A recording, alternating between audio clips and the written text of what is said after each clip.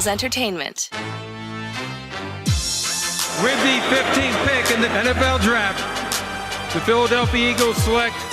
You're listening to the Journey to the Draft podcast. Welcome to the Journey to the Draft podcast, presented by Life Brand. I'm your host, Fran Duffy, and day 2 of action at the National Scouting Combine in Indianapolis. Well, it's in the books. We've got the offensive linemen and the running backs to break down here on the show. We're going to start things off with Pick 6, where Dane Brugler from The Athletic is going to drop by to provide his 6 standouts from the athletic testing portion of tonight's workout. After that, we're going to transition to Draft Buzz, where Chris McPherson, Ben Fennell, and I share our thoughts from the field work, who stood out in drills. We're going to break it all down from both of those positions here on Friday. As always, before we get started, I want to make sure to remind you guys, make sure you head on over to our Apple Podcast page, leave us a rating, leave us a review. If you've got a question, a mock draft, player rankings, whatever it is, we will break it down. We will answer your questions on an upcoming episode. Thanks so much to everybody that has done that lately. That said, let's transition now into Pick 6 with Dane Brugler. Now it's time for Pick 6. All right, excited to welcome in to the Journey to the Draft podcast, NFL Network analyst Dane Brugler for Pick 6. Dane, making your debut on NFL Network here on Friday afternoon. Welcome to the Journey to the Draft podcast. Thanks for slumming it with us here on the Journey to the Draft podcast. No, it was fun. I tell you, Andrew Siciliano, we're buddies now. As soon as I'm done with this little podcast, we're going to meet up and hit up some bars. Yeah, no, it was a good workout today. So running backs, offensive linemen, it was a very productive night. Yeah, no doubt. So let's get to the running backs worked out last. It was all the offensive linemen first. But I know that a lot of people want to hear about these running backs. So I'm interested to get your thoughts. Who were the 6 players overall that stood out? We'll start number 1 from the running back position. Got to start with Breece Hall. He teased during his media availability that, it was going to be a good time in the 40. And he didn't disappoint. 4.39 in the 40-yard dash. When you watch his tape, I don't know that you necessarily see that. What you love about Breece Hall is the patience, the vision, the decision-making.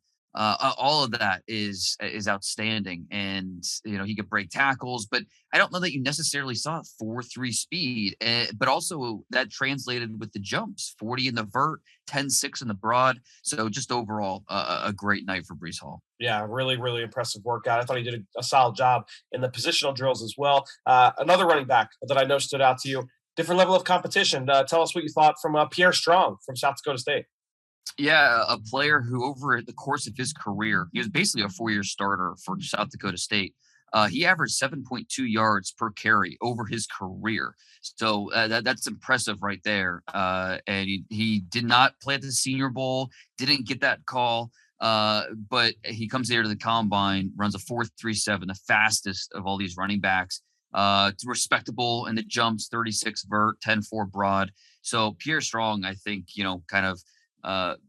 made a little noise with his workout today. A guy that's, when he got a little bit of a runway, he could do some things. FCS level, like you mentioned, but throw on the Colorado State tape from this past year, and he's doing a lot of great things. So, he's a guy that might not have that elite size or contact balance, but he runs with tempo, runs with really controlled feet, has that speed. So a guy that caught the ball well.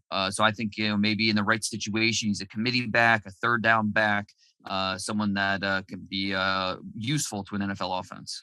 I would say that Strong is probably on the short list of players that I would say is the best player I haven't watched yet. I haven't done a full study on Pierre Strong. I've heard a lot of good things about him, but I hadn't heard about the speed and the playmaking ability. So I want to ask you, was that something that you expected? Did you expect to come out of this week and he would have the fastest 40 amongst the running backs?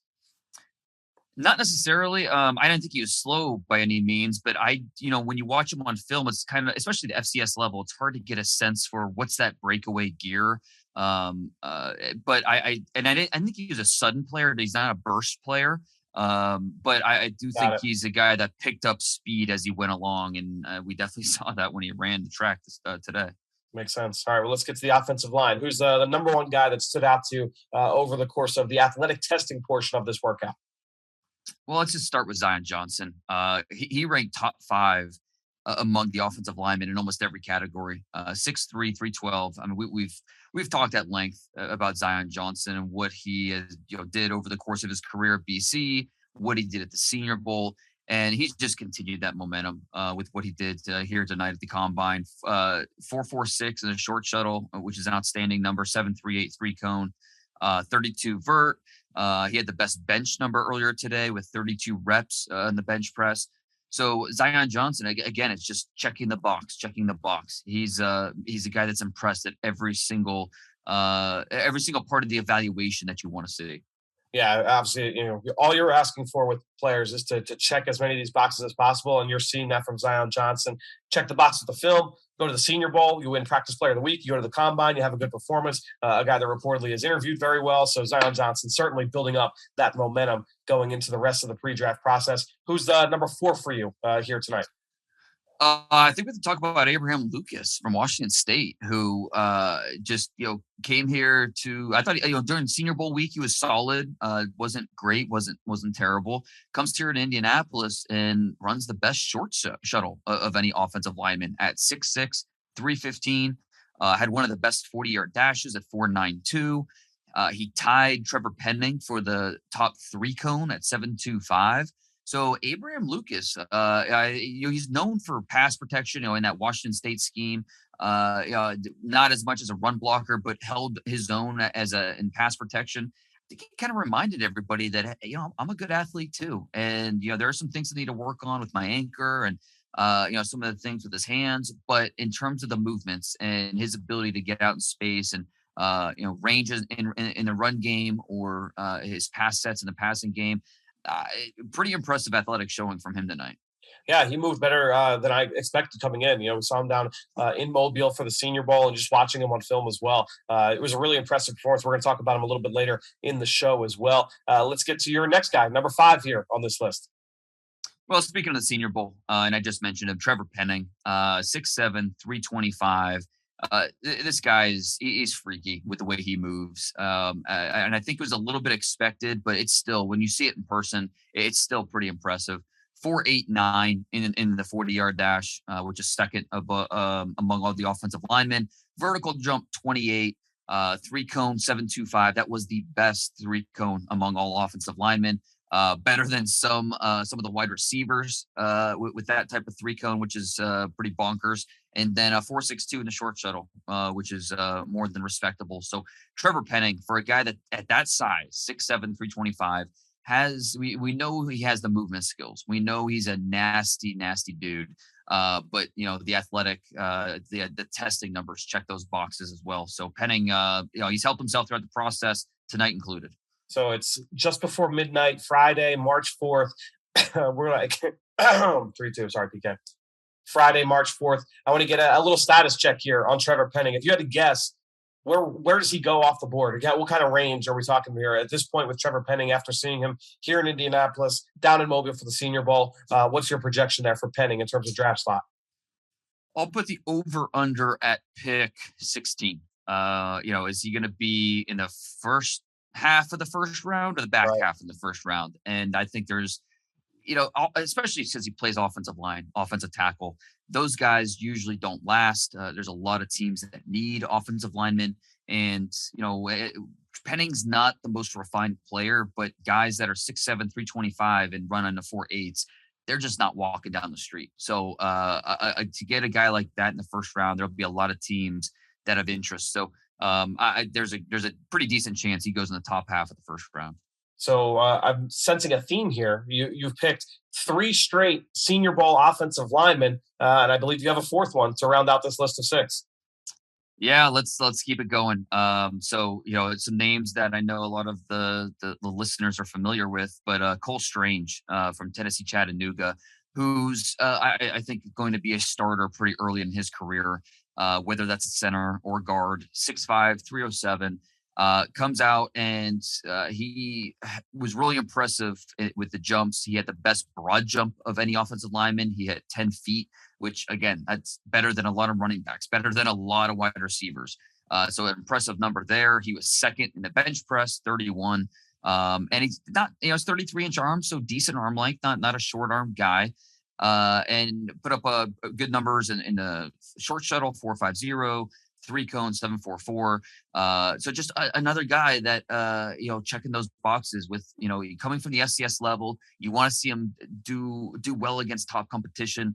You throw on the Kentucky tape and he's looking. You can tell right away who the prospect is on that Chattanooga offensive line. So check that box. Goes to the Senior Bowl. More than looks like he belongs in Mobile. Comes here to the combine and really shows out. So I think I'd be surprised at this point if Cole Strange is still available after day 2 of the draft. Interesting. Well, we've got 6 players up, 6 players down. We are halfway through drills here in Indianapolis for the scouting combine. Dane, you'll be back on tomorrow to break down the front 7 and the athletic testers from that group. Thanks for joining us once again here on the Journey to the Draft podcast presented by Life Brand. Now it's time for Draft Buzz. All right, time now to transition to Draft Buzz as I welcome in Chris McPherson and our friend Ben Fennell, who is fresh off the truck from covering or being a part of NFL Network's coverage of the National Scouting Combine. Ben, I know it's been a crazy week. It's been a crazy couple months for you. How does it feel to be halfway through the National Scouting Combine? Well, we're rolling downhill now. We're off and running. We're halfway through. The prep and the lead up is so intensive. And obviously we have to have so much ready for this marathon broadcast of 4 days and covering all these players. And obviously want to balance things with showing the guys on the fields and drills, while also having some entertaining stuff and elements, showing them playing in college and, trying to keep everybody's entertainment and excitement level as well. It's a unique event and it's a lot of fun to be a part of. There's really nothing else like it as far as a participation event or an on-field television event. It's a very unique event. It's fun to be a part of. There's really no formula to it. We set the standard for how the combine's gone on TV, and it's a lot of fun. So DJ Rich and Traeger and Charles Davis and all our on-field analysts, a lot of people involved. It's a lot of fun to be a part of. I love, Ben, the videos, the packages that you work on in particular that show how the combine drills translate to the NFL. So you'll show a guy, a prospect going through his combine, doing some of the position work, and then all of a sudden, this is why it's important during the games. Well, I think trying to relate this all back to the game of football is important and not just make it the underwear Olympics. And every drill has a purpose, maybe a little bit more detailed and some minutia in there to kind of explain its on-field translation, but they all have a purpose. They all reflect some sort of movement pattern or example of on-field play. And I'm just trying to connect the dots, and not everything is a perfect one-for-one example. So DJ helps me out a little bit with some enthusiasm and kind of connecting those dots and filling in the gaps where we need it. And it's also a lot of fun to reflect back on some of those guys and to see Lane Johnson back in 2013 and some of the stars of today. Whether we'll have an Aaron Donald tape tomorrow. We showed Tom Brady yesterday. It's just fun to see them and reflect back on their careers and who they are today, and that they're not so different. And a lot of those techniques and movement patterns have carried over for years and years and years. So just trying to connect the dots for what we're seeing on the field. A lot of the routes and things are self-explanatory. Some of the movement pattern stuff just takes a little bit of connecting, but it's a lot of fun to try to add some more video content to the broadcast. Well, let's get into making a transition now from the combine stars of yesteryear into who stood out on the field here tonight. And we'll start with the first group of offensive linemen, group 4 here overall at the combine. And just real quickly, the players from this group that did not participate: Ben Brown, the tackle or the guard from Ole Miss; Daniel Fa'alele from Minnesota, the offensive tackle; Luke Gedeke, the guard/tackle from Central Michigan, who got dinged up down at the Senior Bowl; and then Iowa star center Tyler Linderbaum also did not participate in these drills. So, C-Mac, I'm interested to kind of get your thoughts on your first player that really kind of stood out to you over the course of position work, the field work here from this group of offensive linemen. Yeah, not looking at the timing drills, I'm going to go with Cam Jurgens. Thought he showed explosive burst, maintained a low base to generate power into his turns, kept really good balance and form in the mirror drill. Other names I know we're going to get to, I would love to highlight here. I thought there were some tremendous performances tonight, but if we're going with the first one that stood out to me, I'm going to start with Cam Jurgens from this group, guys. Yeah, I thought Jurgens was really, really impressive, and really just across the board, all the different drills they were asked to do, especially when you get into the foot quickness, and you mentioned that ability on the move, the pulling drills, and the screen drill to wrap things up. I thought we saw some really good things from Cam Jurgens, and honestly, it's the athleticism that we see from him on tape, Ben. Yeah, absolutely. I think his balance and his body control really showed up in all those drills while still showing some explosive movements and moving quickly to spots. And I think being under control is so important. And I think we saw so many reps today in a variety of drills where guys just went a little too fast. And I think it's a number of things. Number one, they want to be quick. They're enthusiastic. Their adrenaline's running. But you also have to be balanced. You have to be under control. You have to have your cleats under you. You have to be able to play with a sturdy base. So not just being recklessly explosive. I thought Cam Jurgens was balanced and looked extremely in control of his body movements. For me, another guy that I thought was really impressive was Kellen Deach from Arizona State. Just really, really smooth in all of his movements. And again, across the board, you saw the light feet, you saw the silky smooth hips, you saw the ability to move confidently in reverse, but then also just the short area burst when he was asked to get out on the move as well. So for me, Kellen Deach, another guy that, you saw that athleticism on film that carried over onto the field tonight at Lucas Oil Stadium, Ben. And real quick, Fran, there's a lot of confirmation at this event. You're confirming what you saw, or you need to kind of go back and recheck. So the low hanging fruit, conversation of that first group, Charles Cross, Ike Ekwonu. Is there anything after today's performance with those two that you feel like you need to go back and reevaluate? No, not necessarily. If they're not for me, I think of both guys. Maybe if we don't say like, oh, they were the best workout, I think we saw plenty from both to say like, yeah, the athleticism we expected, we got a chance to see. C-Mac, I don't know if you saw the same thing. Yeah, I thought Ekwonu, fast feet, good change of direction, explosive coming out of the pulse, just a very easy mover, a nice glider. And what's interesting for me is obviously you guys have done months and months of work and you've seen so much tape on these guys. The challenge is for someone like myself is you don't want to just say just because it's player X who might be a potential first round pick on these mock drafts and say, oh, well, he had a good position drill just because he's that guy. I'm trying to separate it so I don't have that clouded picture going into this. But Ekwonu just definitely stands out when you're watching him compared to the other guys out there on the turf. Who'd be the next guy on your list, C-Mac? You know who I liked? I like the Texas San Antonio lineman Spencer Burford. No doubt. Yep, I agree. I thought he got good pop on his pads, acceleration on the turn, going out for the screen. He looked natural when he was asked to pull. That's again when you talk about the quote unquote names, he may not be at the top of the list, but just from the pure workout, just from what I saw on the field today, I was impressed by what I saw from Burford. Yeah, I thought that he had an up and down week down in Mobile at the Senior Bowl, but I thought he had a nice workout. I thought he did a really nice job. I would say the same thing about another Senior Bowl offensive lineman in Jatiri Carter from Southern. I thought the athleticism really showed up with him as well, especially on those pulling drills. You saw that basketball background on display. Just a really smooth athlete, really light feet. Both of those guys really showed up, Ben. Yeah, absolutely. And just kind of collectively taking a step back at these body types, this offensive line group, I think we're out of the era of the bellies. I know our good friend Quinn Miners, kind of stole the show last year with that big belly coming out of Wisconsin Whitewater. These guys are weighing in at 320, 330. I didn't see a whole lot of fat guys out there. I didn't see a whole lot of jiggle in those movement patterns drills. And I think Evan Neal is really the poster child for the body types and kind of representing this new age athlete that we're seeing at offensive line. The body fat percentages are low.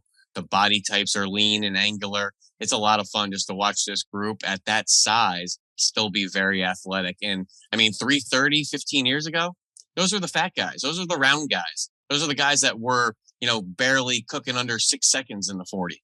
Those types of guys out there were sloppy in movement and they were just people movers. We're in a completely new era of body types and it's really exciting. Yeah, another guy that fits that mold is a player that Dane talked about earlier, Zion Johnson. Obviously, he tested very well, but I think Zion also deserves praise for his position workout as well. I thought that he looked really, really solid in drills. Just a couple other honorable mentions from me. Dawson Deaton, the center from Texas Tech. I thought he had a really good workout. And Luke Fortner from Kentucky just continues to have solid showing. C-Mac, I don't know if you have any other names kind of written in your notes, but for me, Zion Johnson kind of deserved mention with this group as well. I'll give a quick shout out to Abraham Lucas of Washington State. I thought he checked the boxes kind of across the board, very solid, smooth in his transition with his pulls. Just really checked a lot of boxes, I thought, out there today. All right, well, let's get to the next group of offensive linemen. And just, again, we'll kind of start things off with the players that did not participate in the positional workout. That's Alabama offensive tackle Evan Neal, potentially the top pick in this draft. Dare Rosenthal from Kentucky, the left tackle there, really athletic in the 40, and did some athletic testing, but did not do the positional work. Andrew Rupsich, the small school offensive lineman from Culver Stockton. He did not participate. Jamari Sawyer from Georgia, the left tackle, potentially a guard in the NFL. And then Rasheed Walker, Penn State's left tackle, did not participate. So that said, C-Mac, who's the first guy on your list that really stood out from the drill work here with this group of offensive linemen? There was a section where there were like 4 out of 5 guys that were going pretty close together. And it was a treat to watch because each one was trying to one-up the other. And it was the first one in this group, Dylan Parham from Memphis, for me. Might have been my favorite offensive line positional workout of the entire afternoon, evening. A nice, easy mover, power and balance in his pass rush drops, rounded the corner nicely. I think there were some tremendous workouts here, especially in this group. I thought there were some highlight performances. But if you're going to say who's the first guy that comes to mind, Dylan Parham would be the guy for me. It was a tight race, but I did have Parham as number one for me. And again, that athleticism that we saw on film. I know he was one of my workout warrior picks going into the week on my combine cheat sheet. I expected that Dylan Parham would have a nice day, and he followed up with that. I thought he looked really good in positional drills. And again, it goes back to the film, Ben. It's exactly what we saw from him over the course of his career at Memphis. No question. You saw the bend, the flexibility, the change of direction. His ability to sink his hips and really play laterally as well. And he's a strong player. And I have to go to Bernhard Raymond as my kind of standout of this group. I don't think that was any surprise to anybody. I think once you got his converted tight end into tackle in shorts and a t-shirt, he was really going to shine with his movement patterns and change of direction and showing some quickness as well. And just one last thing about your note about guys that didn't participate. Man, pour one out for Andrew Raposich there at Culver Stockton. Tweaked his hamstring on that first 40. Unfortunately, his day was done after that. That's right, Culver Stockton. This was a great opportunity for that team to get on a national stage and get some attention for a prospect out of that school. Really feel bad he couldn't finish his workout. Yeah, it's always rough when you see those kind of things happen. Raymond was the guy I mentioned. There was a tight race. Raymond was the guy that I came down to with Dylan Parham. C-Mac, I'm pretty sure that was the case with you as well. One thing with Raymond too, I mean, he just looks outstanding on the hook. Like he is really well put together, carries all that weight really well. And again, the fluid movement patterns all show up. You see the athletic background. He was a pleasure to be able to watch here tonight as well. Fran, on the top of my list here, and to kind of transferring out of Raymond because, I think we kind of expected that. So I just wanted to give him the attention, check the box, and keep it moving. On top of my list, the offensive line from today's workout that I'm going back home to watch some more tape of, Sean Ryan out of UCLA. I thought he had quietly tested really well, jumped 33.5 inches at that size with that big old butt. Man, he is an athlete. He might be sliding in to play guard. He has really good size, but he moved really well also today. He's a guy I want to go back and really study his tape a little bit more thoroughly to see, is he potentially a fringe top 50 player? Interesting. Sean Ryan, a guy that stood out. C-Mac, who would be the next guy for you on your list? Not the basketball star, but Chris Paul out of Tulsa. I thought he was like a dancer in the mirror drill. Good balance in his pass rush drops. Just was checking the boxes across the board. And again, he's coming right after Dylan Parham, who was sensational. Chris Paul, nice lower body there. I like the workout that he put out there on the field today. So that's why, Ben, I was always like, cross my fingers when you were like, who's the guy I'm going back to check home? But I thought Sean Ryan had a good workout as well, though. That was a good call on your part as well. For me, the guy that's like I got to go back and watch more of is Zach Tom from Wake Forest. I thought that he was really impressive. And it was like drill after drill. He was a guy I hadn't studied. And just kind of as we got to like halfway through the workout, I kind of turned to you, C-Mac, and I was like, man, like, Zach Tom's having a really nice day so far. I'm trying to take notes after every single rep. And when you see like, like another plus sign, another plus sign, another plus sign, you're like, man, like he's putting together some really nice drills here. I thought that Zach Tom did a really nice job. I know he tested well as well. So Zach Tom from Wake Forest, I thought he really kind of helped himself here this evening. Tyler Smith, the left tackle from Tulsa, also really stood out. I know that he had some really good flashes from the testing portion, but I think when you look at Tyler Smith, Ben, this is a guy that to me, like I didn't necessarily expect him to test or to look as fluid as he did during the drill work, and I thought that that was big for him here tonight. Yeah, I think both Tulsa guys deserved a shout out there. Chris Paul from CMAC and Tyler Smith from you there, Fran. I thought they both looked pretty well in that really good offensive lineup there at Tulsa. Tyler Smith has a lot of tools. We know he needs to clean up some technique, some footwork, some hand placements. He brings some tools you can't teach, though. He's got some length. He's got some nasty. He's got a lot to work with. I know there's a lot of offensive line coaches that would just salivate to get their hands on that ball of clay, certainly. And the last thing about Zach Tom, Wake Forest, Fran, played some center, played some left tackle. Kind of a really interesting career in that kind of hybrid skill set, can play up and down the line. In shorts and a T-shirt out there, or his tights, he looked incredibly lean. He looked tall. He looked high cut. He almost looked like a really athletic tight end out there. He looked like a really interesting prospect. That's a great call. He's another one I want to study further. Yeah, he really stood out. And then Trevor Penning as well. I thought he had a good workout, C-Mac. We talked about his the toughness and the physicality. And, Dane obviously brought him up a little bit earlier from a testing standpoint. But Trevor Penning deserves some praise for the drill work as well. Let's now transition, guys, into the running back group. And the players that did not participate in drill work here. A little bit of an extensive list. I'll kind of get through it fast. Washington State senior Max Borghi, he did not go through drills. Treston Ebner from Baylor, he did not participate in the drill work. I was excited to see him out there on the field. South Carolina's Kevin Harris and South Carolina's Quan White. I'll throw the two Gamecocks in there as a duo. Neither Gamecock participated in the drill work. Michigan's Hassan Haskins, he's still nursing that late season injury. Devontae Price, I know he ran some 40s but did not participate in drill work. Alabama's Brian Robinson, and then Oregon's CJ Verdell. So you got a number of running backs that didn't go through these drills. That said, there were plenty that did participate, C-Mac, and I'm excited to get a sense of who your number one guy was, the guy that most stood out to you here on Thursday night. I'm going to go with an under-the-radar name, Greg Bell, San Diego State. Love it. Sharp cuts on the Texas route. I just remember saying, whoo, when he went out there and did that. He nailed the Deuce Staley drill.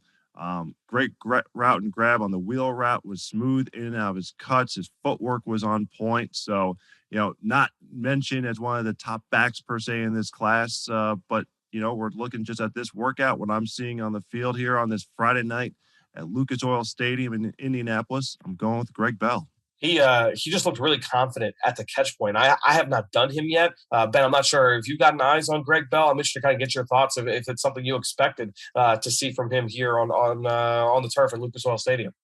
Yeah, he's got some wiggle, and they run a lot of kind of pro style attacks. He can put his foot in the ground. He's kind of a one cut guy.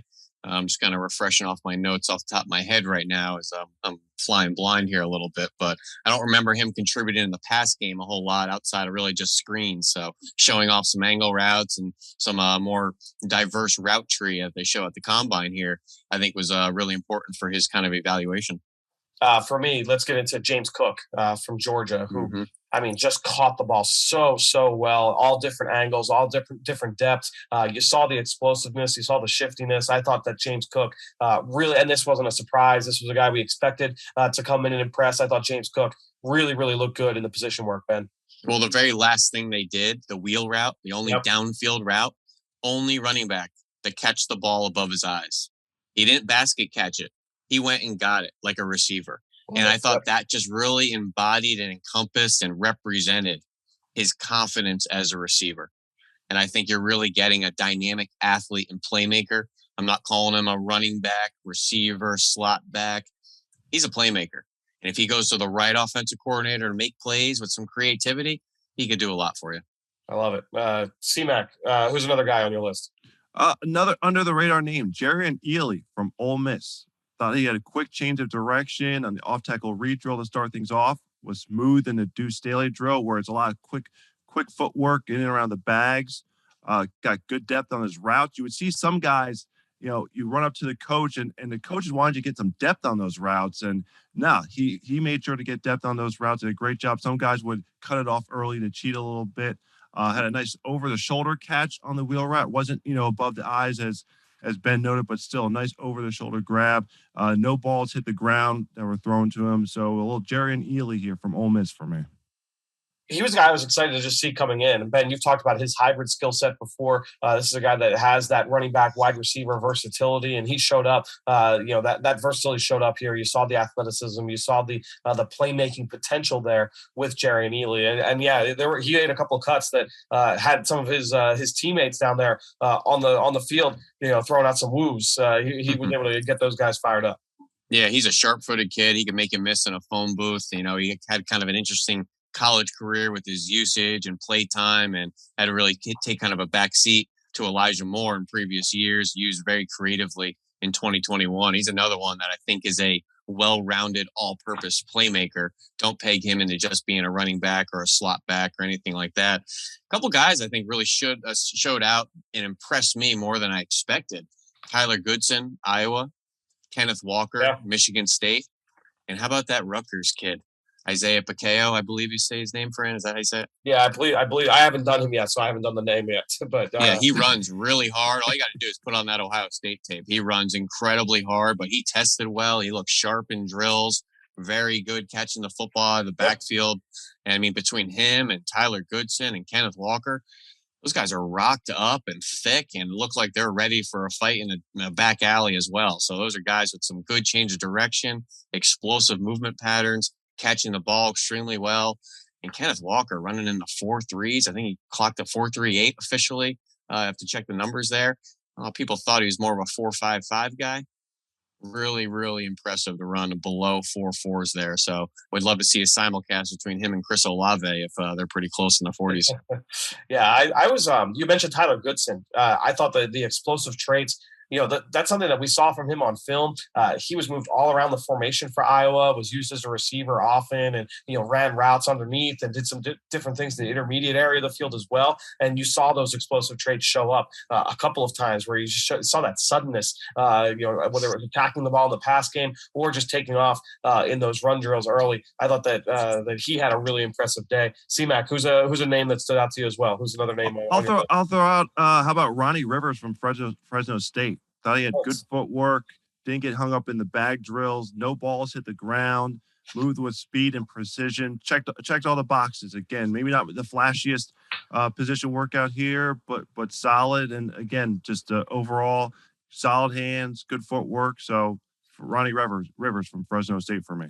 Yeah, that's a great pick there, C-Mac. And the last name I just want to throw in there, Fran, really fast is Ty Chandler, who I thought had a really solid day. And I thought he had solid tape, whether you want to go back to Tennessee or watch this past year at North Carolina. I think he's a really interesting player and a dynamic athlete. Ran in the 4.4s, caught the ball extremely well. He's explosive as well. Really, really good athlete in Ty Chandler. Yeah, and also real quick, Tyler Beatty, another guy that I thought moved well in drills. And not that we didn't expect that, but Tyler Beatty caught the ball well, did a really nice job over the course. I feel like Beatty and Chandler, those guys that ran in the mid 4.4s, just got kind of overlooked as far as the buzz in the conversation because they weren't, flirting with the 4.3s like Bryce Hall and maybe James Cook and some of those guys. But when you kind of take a step back, checked a lot of boxes, had a really strong workout top to bottom, looked good in their jumps, looked good speed-wise, linear, caught the ball well, really good workouts quietly in Tyler Beatty and Ty Chandler. I love it. Yeah, there's a bunch of guys that really stood out. A bunch of them cracked 4.4, as you mentioned, Ben. So plenty to talk about here with these running backs, with the offensive linemen. That's it for the offensive side of the football here in Indianapolis. We'll be back tomorrow to break down the defensive side of the ball. On Saturday, we've got the front seven, the defensive linemen, and the linebackers working out. Sunday, defensive backs. We'll be breaking it all down right here on the Journey to the Draft podcast presented by Life Brand.